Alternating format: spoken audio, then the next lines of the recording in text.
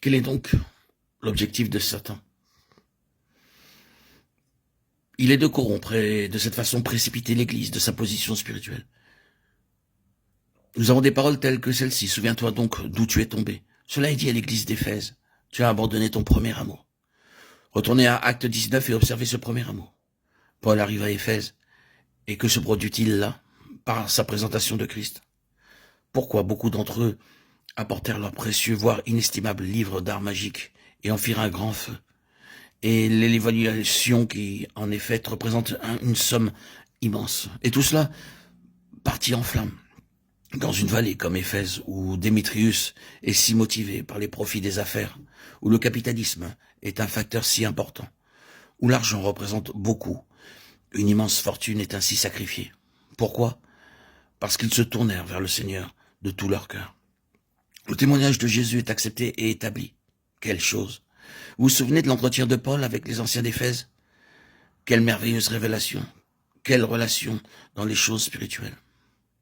À juste raison, il lui fut accordé par la permission du Saint-Esprit d'écrire cette lettre circulaire qui avait Éphèse pour base et qui devait parcourir toutes les églises en Asie. Une lettre de dévoilement céleste. Quelle révélation, quelle position! Et maintenant, dans Apocalypse 2, il est écrit à Éphèse, tu as abandonné ton premier amour, tu n'apprécies pas Christ, tu n'apprécies pas l'héritage, tu n'apprécies plus les choses célestes comme auparavant. Souviens-toi donc d'où tu es tombé. Tombé. Ici, nous trouvons un effondrement spirituel. L'œuvre de Satan ayant précipité Éphèse de sa position céleste.